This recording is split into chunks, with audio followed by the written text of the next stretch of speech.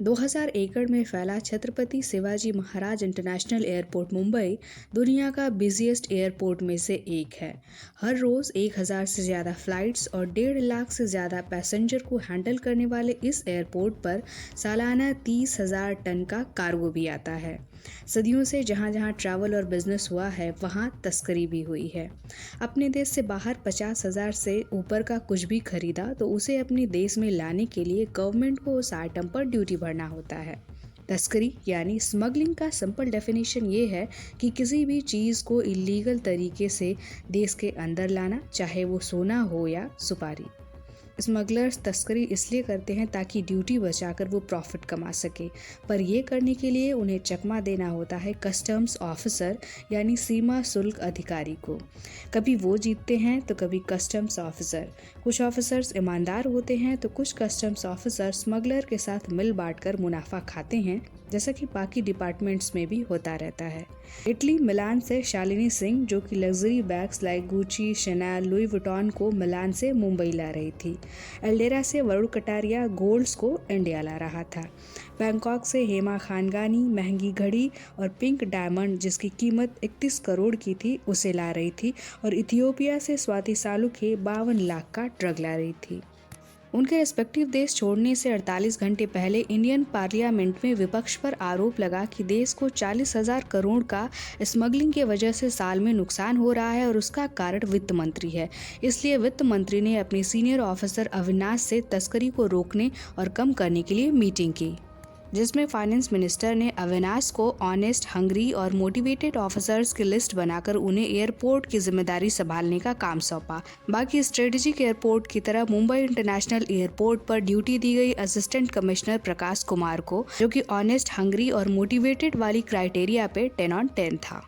शालिनी सिंह अपने बड़े trolley bag में करोड़ों का 50 लग्जरी बैग लेकर आ रही थी। उसे एयरपोर्ट पर सिर्फ 3 आईफोन का न्यू मॉडल ही पास कराना था, जिसमें उसकी हेल्प उनसे मिला ऑफिसर करने वाला था। 3 आईफोन पास कराकर करोड़ों का 50 लग्जरी बैग चेकिंग पॉइंट से पास हो गया। अलेरा से वरुण कटारिया ने गोल्ड की पतली पतली शीट बनाकर लैपटॉप में फिट कर लिया था ताकि कंप्यूटर उसे डिटेक्ट न कर पाए, और उसका भी लैपटॉप कस्टम्स ने पास कर दिया था। बैंकॉक से हेमा खानगानी जब रवाना हो रही थी तो वो विंडो सीट पर बैठी थी और उनके बगल में एक छोटी सी बच्ची थी जो बार बार विंडो से बाहर देख रही थी। हेमा ने उसे अपनी सीट पर बैठा दिया और खुद उसकी सीट पर आ गई। ये देखकर उसके पेरेंट्स हेमा से काफ़ी खुश हुए और हेमा भी उनसे काफ़ी घुल मिल गई। कस्टम्स ऑफिसर आभास पवार को बैंकॉक से मिक्की नाम का टिप्पर टिप देता है कि हेमा खानगानी 1 करोड़ की घड़ी लेकर जा रही है। पवार ने हेमा का लगेज चेक किया, उसमें 3 बॉक्स दिख रहे थे। पवार ने सामान खोलने को बोला तो हेमा ने कहा कि वो अपने पोते पोती के लिए 3 घड़ी ली है, बच्चों वाली सस्ती सस्ती, पर पवार नहीं मानता है और बैग खोला जाता है। पर जब बैग खोला जाता है तो हेमा की बात सही निकलती है। पवार को सिर्फ 3 घड़ियां ही मिलती हैं, वो भी बच्चों वाली सस्ती सस्ती। हेमा ने एक 6 लाख की घड़ी पहन रखी थी, जिस पर पवार का ध्यान नहीं गया क्योंकि उसे लगा ये उसने इंडिया से पहनी होगी, और इस तरीके से हेमा भी साफ साफ निकल जाती है। यानी जो टिप मिली थी पवार को वो गलत थी, इसलिए पवार का मूड खराब हो रखा था। स्टार्टिंग में टिप के चक्कर में पवार ने उस बच्ची और उसके पेरेंट्स पर ध्यान नहीं दिया और उन्हें रूटीन चेकअप करके जाने दिया। आगे हम देखते हैं कि हेमा उसी होटल में जाती है जहां वो छोटी बच्ची अपने पेरेंट्स के साथ रह रही थी। वो उनके रूम पर जाती है, उनसे बातचीत करती है और धीरे से बच्ची की डॉल को उठाकर उसमें एक छोटी सी पोटली निकाल लेती है। फिर उसमें पिंक डायमंड चेक करती है और उसे लेकर बाहर आती है। बैंकॉक कॉल करके सेफ डिलीवरी की इन्फॉर्मेशन देती है, यानी उनका भी ये डील डन हो चुका था। लास्ट होती है स्वाति सालुखे, जो कि इथियोपिया से ड्रग्स स्मगल कर रही थी। स्मगल करने का इनका तरीका भी काफ़ी यूनिक था। इनका सिस्टम ऐसे वर्क करता था कि ड्रग्स को चॉकलेट की फॉर्म में पैक करके उसे स्लाइमी लिक्विड की हेल्प से निगल जाते थे और ड्रग पेट में स्टोर हो जाता था। अब पेट में ड्रग है, कस्टम कैसे डिटेक्ट करती? स्वाति जब चेकिंग पास करके एयरपोर्ट से बाहर निकलती है तो मूसा और टोनी नाम के 2 अफ्रीकी उसका पीछा करते हैं और उसे कैद करने के बाद ड्रग रैकेट के इंडियन हेड प्रकाश भाई से 50 लाख की फिरौती मांगते हैं। रमेश भाई बात 25 लाख पर डन करके लोकेशन मांगते हैं और रघु नाम के लड़के को वहां भेजते हैं। रघु जाता है और स्वाति को उनके कैद से छुड़ा लेता है। मूसा और टोनी अपनी जान बचाकर वहां से भागने लगते हैं, पर स्वाति अपना बदला लेने के लिए मूसा और टोनी का पीछा करने लगती है। भागते भागते मूसा और टोनी वहां से तो भाग जाते हैं और स्वाति उन्हें नहीं पकड़ पाती और थक कर बैठ जाती है। तभी वहां आता है अर्जुन मीणा यानी इमरान हाशमी, जो कि कस्टम्स में सुपरिटेंडेंट है पर फिलहाल सस्पेंडेड है। अर्जुन मीणा स्वाति को अपने अंडर लेकर रमेश भाई को कॉल करता है और 50 लाख फिरौती मांगता है और हेलीपैड पर आने को बोलता है। हेलीपैड पर रघु पैसे लेकर आता है। पैसे वाला बैग जब वो अर्जुन को देता है तभी अर्जुन को कॉल आती है कि उसका सस्पेंशन रिवोक कर दिया गया है। ये सुनकर अर्जुन को हैरानी होती है। अर्जुन रघु से कहता है कि मैं सस्पेंड था तो फिरौती ले लेता था, अब मेरा सस्पेंशन खत्म हो गया है, इसलिए रमेश भाई से कहना कि कल से उसके कोई पंटर एयरपोर्ट नहीं क्रॉस कर पाएंगे।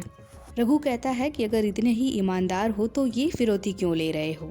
इस पर अर्जुन कहता है कि तुम लोगों की किस्मत खराब थी क्योंकि कॉल पैसा लेने के बाद आया, और वो वहाँ से निकल पड़ता है मुंबई एयरपोर्ट पर newly assigned assistant commissioner Prakash Kumar से मिलने, जिसने उसकी सस्पेंशन रिवोक कराई थी। स्वाति ड्रग ला रही है, इसकी टिप इथियोपिया के एक इंटेलिजेंस ऑफिसर ने अर्जुन को दी थी, इसलिए अर्जुन ने ही मूसा और टोनी को हायर किया था स्वाति पर नजर रखने के लिए।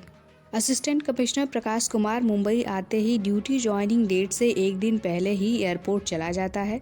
वो वहाँ चीफ कमिश्नर से मिलता है और बताता है कि उसके पास एक ऐसा तरीका है जिससे स्मगलिंग पर लगाम लगा सकते हैं। हमें मौजूदा स्टाफ्स में रैंडम ट्रांसफ़र करके नए स्टाफ्स को हायर करना होगा।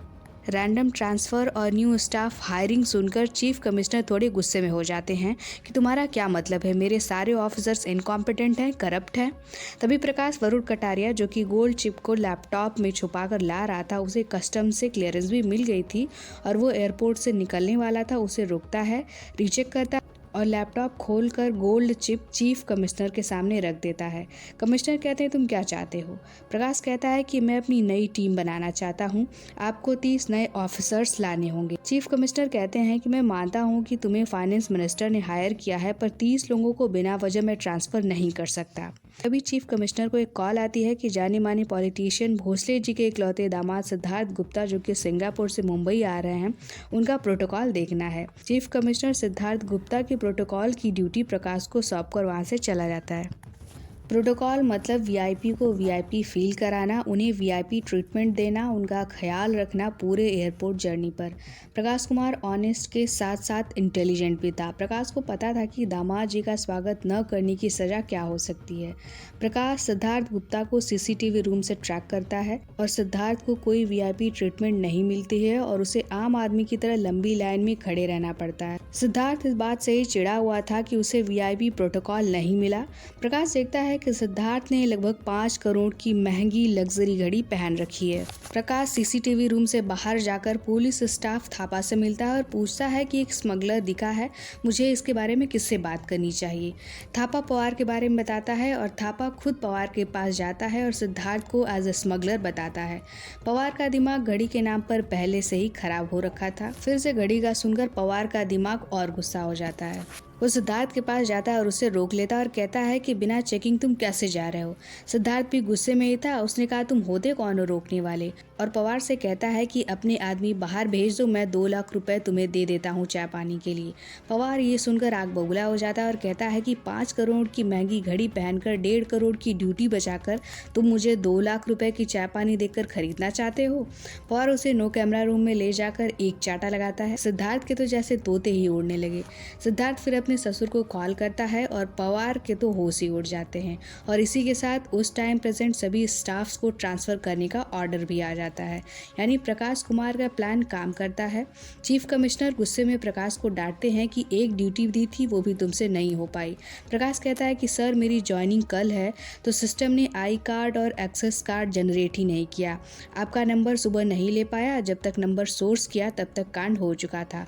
कमिश्नर को कुछ समझ ही नहीं आ रहा था कि ये सब कैसे हो गया। तभी प्रकाश उन्हें 3 ऑफिसर का नाम देता है, अर्जुन मीणा यानी इमरान हाशमी, रविंदर गुज्जर और मिताली कामत, ताकि इनके सस्पेंशन रिवोक किए जा सके। ये सुनकर चीफ कमिश्नर को भी अब सब कुछ समझ आने लगा था कि ये सभी कुछ प्रकाश का ही प्लान था, ताकि सभी पुराने स्टाफ का ट्रांसफ़र हो सके और नए ऑफिसर की ज्वाइनिंग, जिससे वो अपने तरीके से एयरपोर्ट पर स्मगलिंग रोक सके।